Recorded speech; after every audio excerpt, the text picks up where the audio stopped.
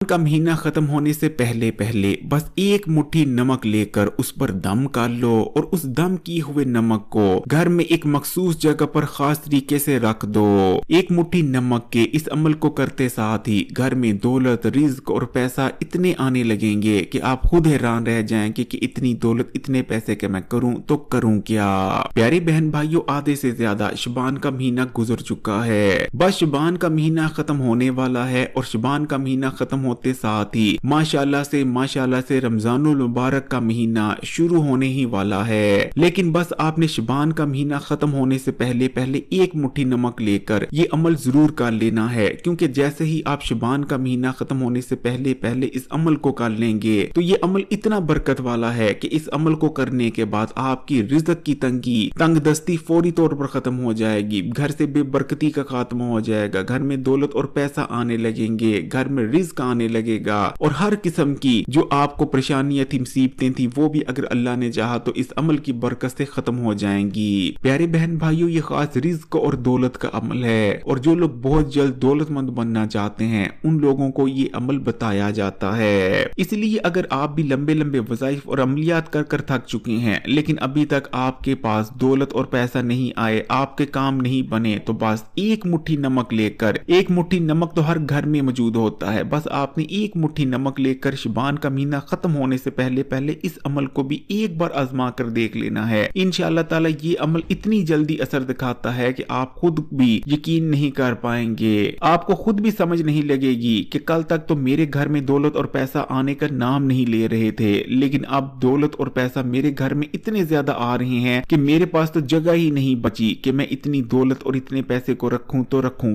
कहाँ। लेकिन एक मुट्ठी नमक का ये अमल तभी आपको पूरा पूरा फायदा दे पाएगा जब आप इस अमल को ठीक तरीके और समझ कर करेंगे। अक्सर लोग एक मुट्ठी नमक के अमल को कर तो लेते हैं, आपने भी इस अमल के बारे में जरूर सुन रखा होगा, लेकिन उन्हें इसलिए वो फायदा हासिल नहीं हो पाते क्योंकि वो अमल को ठीक तरह से नहीं कर रहे होते या बहुत सारी गलतियां कर देते हैं जिस वजह से अमल बेकार होकर रह जाता है। तो प्यारे बहन भाइयों, अब मैं आपको जो अमल करने का तरीका बताने जा रहा हूँ उसे आपने गौर से सुनना है। एक बार एक शख्स बाबा फरीद गंज शक्कर रहमतुल्लाह अलैह के पास आता है और आकर कहने लगता है कि बाबा फरीद, मैं दिन रात मेहनत करके थक चुका हूँ, दिन रात मेहनत मशक्कत करने के बावजूद भी मुझे उस किस्म के नतीजे हासिल नहीं हो रहे, उतनी दौलत मेरे पास नहीं आ रही जितनी मेरे पास होनी चाहिए। जबकि ऐसे लोग जो कि मुझसे आधी मेहनत भी नहीं करते बल्कि मेहनत करते भी नहीं, वो दौलतमंद होते जा रहे हैं और मैं रात दिन एक करने के बावजूद भी दौलतमंद नहीं हो पा रहा, बल्कि मेरा तो 2 वक्त का खाना भी पूरा नहीं होता। जिसके बाद बाबा फरीद का कहना था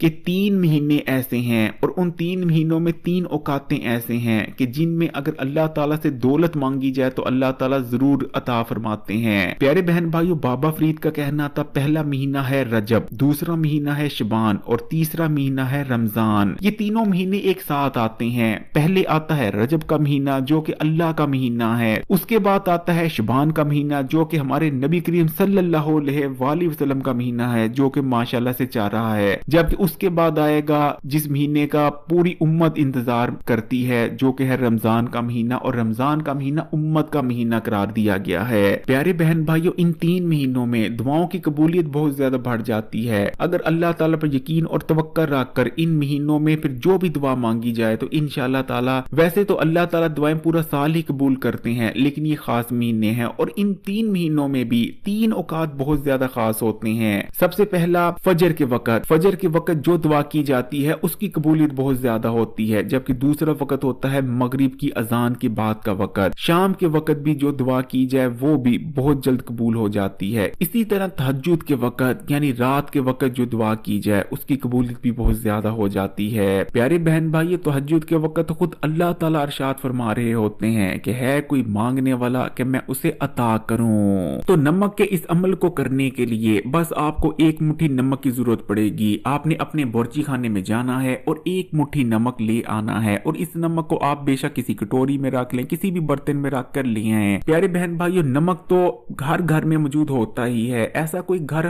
हो ही नहीं सकता, सिरे से हो ही नहीं सकता जिस घर में नमक मौजूद ना हो, क्योंकि नमक खाने का लाजमी जुज है। फिर आप खाने में कोई और चीज शामिल करें या ना करें, नमक तो हर घर में, हर मुल्क मुल्क में, हर शहर में, हर जात पात का शख्स जरूर अपने खानों में नमक शामिल करता ही है, क्योंकि नमक से ही खानों में जायका पैदा होता है। ये नमक की ही बरकत है कि खाना हमें जायका देता है। कभी आप बिना नमक के खाने को चख कर देखिएगा, फिर चाहे आप छोटा भुना गोश्त ही क्यों ना खाएं, लेकिन अगर उसमें नमक शामिल नहीं होगा तो वो छोटा भुना गोश्त भी आपको वो मजा देगा ही नहीं, बल्कि उस गोश्त के मुकाबले में वो सब्जी और दाल जिसमें नमक शामिल किया गया हो वो ज्यादा आपको मजा देगी। और ये नमक की बरकत की वजह से ही होता है। तो प्यारे बहन भाइयों, आपने एक मुट्ठी नमक लेकर उसे अपने सामने रख लेना है। अब आपने सबसे पहले एक बार बिस्मिल्लाह पढ़नी है और उसके बाद एक बार आपने दुरूद शरीफ पढ़ लेना है। चाहे तो कोई छोटा दुरूद पढ़ ले या चाहे तो दुरूद इब्राहिमी भी आप पढ़ सकते हैं। तो जब आप एक बार दुरूद शरीफ पढ़ लें उसके बाद आपने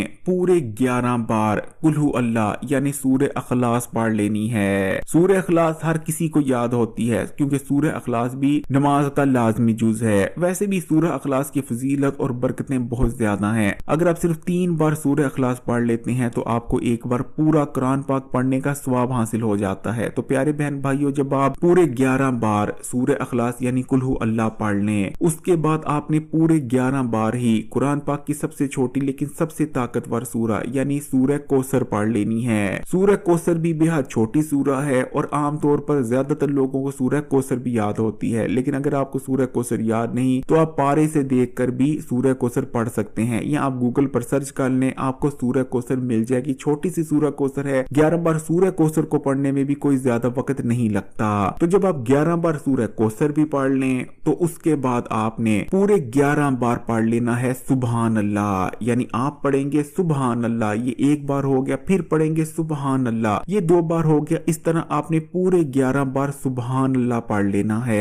जब आप 11 बार सुबहान अल्लाह भी पढ़ लें उसके बाद आपने दुआ कर लेनी है, अल्लाह ताला से रिज्क, दौलत, पैसा यानी जो कुछ भी आप मांगना चाहते हैं मांग लेना है और उसके बाद नमक पर फूंक मार देनी है। अब प्यारे बहन भाइयों, इस नमक का आपने क्या करना है गौर से सुनिएगा। प्यारे बहन भाइयों, अब आपने इस नमक के 2 हिस्से कर लेने हैं। इस नमक का एक हिस्सा तो दोबारा आपने उसी नमक वाले बर्तन में डाल देना है जहां से आपने निकाला था, ताकि ये नमक पूरे खानों के जरिए तमाम घर वालों तक पहुंच जाए। जबकि जो नमक का दूसरा हिस्सा है उसकी आपने एक पोटली बना लेनी है। आपने छोटा सा कपड़ा लेना है और उस नमक को यानी जो आधा बचा हुआ नमक है उस पोटली में बांध देना है और घर में उस जगह पर रख देना है जहां आप अपनी कीमती अशिया रखा करते हैं। फिर जहां आप अपना पैसा रखते हैं, जेवर रखते हैं, वहां रख दें, या कोई भी घर की पाक साफ जगह है जहां आप अपनी कीमती अशिया रखते हैं वहां आपने नमक की इस पोटली को रख देना है। इस अमल को आपने रमजान शुरू होने से पहले पहले यानी शबान खत्म होने से पहले पहले करना है और बताया कि